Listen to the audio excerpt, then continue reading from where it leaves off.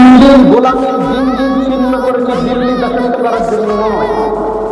ভারত বাংলাদেশের জাত শত্রু, এই কথাটা যে প্রজন্ম বুঝতে পারবে সে প্রজন্মই হবে এ জাতির শ্রেষ্ঠ সন্তান, বলেছিলেন মাওলানা আব্দুল হামিদ খান ভাসানী।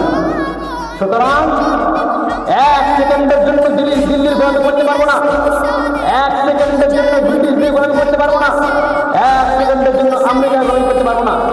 জীবন থাকার যা সব সময়ের জন্য এটা মনে রাখতে হবে, সব সময়ের জন্য এটা থিঙ্কিং করতে হবে, সব সময়ের জন্য এটা অন্তরে লালন করে থাকতে হবে। হয় আছি নয় নাই, কিন্তু কারো গোলামি করতে রাজি নয়, এক আল্লাহ ছাড়া কোনো গণতন্ত্রের গোলামি করতে রাজি নয়।